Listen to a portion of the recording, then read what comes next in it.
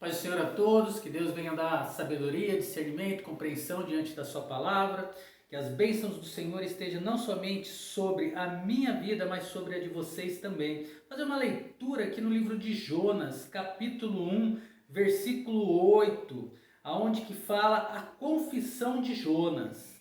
Então lhe disseram: declara-nos tu agora, por que motivo nos sobreveio este mal?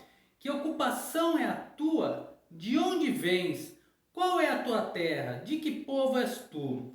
Considerando como eles interrogaram Jonas, as perguntas que foram feitas por esses pagãos atingiram a própria essência do plano de Deus, não apenas para Israel, como também para toda a família humana e para todos os tempos. Ele lhes respondeu: eu sou hebreu, e temo ao Senhor, o Deus dos céus, que fez o mar e a terra. A última frase significa, pelo menos para ouvidos desses pagãos, que o Senhor não era uma deidade local, como os falsos deuses aos quais eles adoravam, mas o Criador dos céus e da terra, o que criou e governa o mar e a terra seca. Por esta declaração eles entenderam perfeitamente a quem ele se referia. E o versículo seguinte revela a resposta deles. E aqueles homens então temeram sobremaneira, e lhe disseram: por que fizeste tu isso? Porque aqueles homens sabiam que fugia da presença do Senhor, pois ele lhe o tinha declarado. E aqueles homens então temeram sobremaneira. Revela o entendimento deles da grandeza do Senhor e do risco terrível incorrido por alguém que o ofende. A última frase revela o assombro deles pelo fato de alguém que adorava ao Criador Todo-Poderoso tivesse desobedecido a uma ordem dele. Para eles, isso parecia insultuoso e até criminoso o que ele de fato era.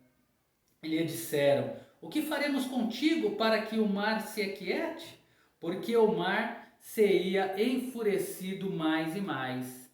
A essa altura, eles estavam bem conscientes do fato de que a situação que estavam vivenciando não era comum, mas que estavam enfrentando um poder muito além de algo que eles jamais tivessem conhecido. E que esse homem, Jonas, era o ponto central. A última frase nos diz que a tempestade estava se tornando mais intensa a cada momento. E ele então lhe respondeu: tomai-me e lançai-me ao mar, e o mar se aquietará, porque eu sei que por minha causa vos sobreveio essa grande tempestade. Há uma nota da resignação nessa fala de Jonas, o que mostra que ele havia chegado a um ponto de reconhecimento quanto à sua desobediência e que já não valeria a pena resistir mais. Ele estava disposto a sofrer o destino que merecia por causa da sua desobediência, que ele acreditava que era a morte. Vou dar uma pausa aqui na leitura bíblica e tentar explanar algo. Irmãos, como Jonas, como filho pródigo, se nós não enxergarmos o nosso erro, o nosso abandono do caminho do Senhor, a nossa desobediência, nós vamos causar com que o mal não venha sobre a minha vida que está desobediente, sobre a minha vida que está andando fora dos caminhos do Senhor, mas vai alcançar também como um tsunami todos aqueles que estão ao meu redor, sejam eles conhecidos ou desconhecidos, sejam eles parentes, filhos ou agregados.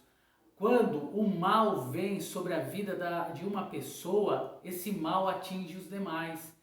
Da mesma forma, quando reconhecemos o erro, reconhecemos o pecado e abandonamos e nos entregamos ao Senhor, clamando a Ele por justiça, para que Ele nos corrija, para que Ele nos moa como pó, como um vaso trincado, um vaso quebrado, e na casa do oleiro Ele refaça o vaso para que nós possamos voltar aos seus caminhos, as bênçãos também voltarão. E o mal baterá em retirada não só da minha vida, como de todos aqueles que estão ao meu derredor.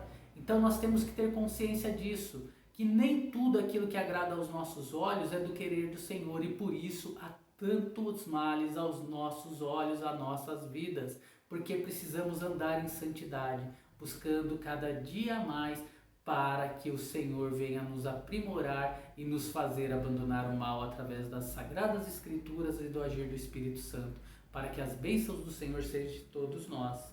E terminando aqui no versículo 13 e 14 diz: no entanto, aqueles homens remavam para fazer voltar o navio à terra, mas não puderam, porque o mar se ia enfurecendo mais e mais contra eles.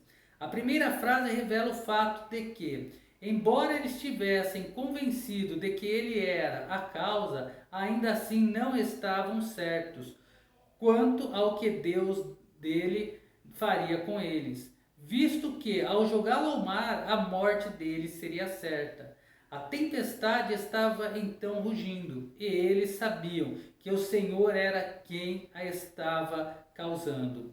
O que quer que decidissem fazer, não queriam ofender não queriam ofender ainda mais ao Senhor, porque o mar ia se enfurecendo mais e mais contra eles. Refere-se ao Senhor, que trazia as ondas contra eles com a força suficiente para impedir o avanço do navio, mas não para destruí-lo.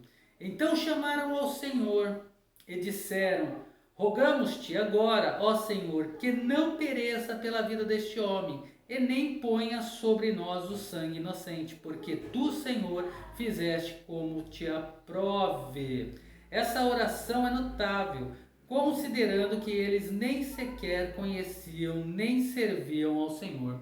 Eu poderia dar continuidade aqui do 15 até o 17, aonde que todos sabem que lançaram a sorte, que caiu ali de Jonas, o nome dele, que foi lançado ao mar e que o peixe grande veio e engoliu ele para se concluir a obra do Senhor. Mas o mais principal que eu vejo nos versículos aqui do 8 ao 14 é quando Jonas reconhece o seu erro e o seu pecado e sabe que ao ser lançado ao mar, a ira, a fúria do Senhor iria parar para todos. E Deus não precisa matar ninguém, Deus não precisa fazer mal para ninguém, basta que nós venhamos a nos corrigir, para que se cumpra o propósito de Deus, porque contra Deus ninguém vence. Contra os seus propósitos não há nenhum coração duro, como pregam por aí. O único que pode impedir as bênçãos do Senhor na sua vida é você. Mentira! As bênçãos do Senhor, a vontade do Senhor, nem eu mesmo consigo impedir. Eu posso atrasá-las, como Jonas atrasou. Mas que nós possamos reconhecer os nossos erros, podemos caminhar inteiramente, íntegro, diante da palavra do Senhor, para que nós possamos agradar ao Senhor, buscar ao reino do céu e a sua justiça, para que daí sim as demais coisas nos alcancem, venha até nós e nos abençoe. Que Deus abençoe a todos, dando paz, alegria, tranquilidade diante das Sagradas Escrituras, diante das bênçãos do Senhor, e que a mão poderosa do Senhor possa tirar de dentro de nós aquilo que ainda não presta e colocar aquilo que presta através do agir do Espírito Santo. Um forte abraço e até o próximo vídeo.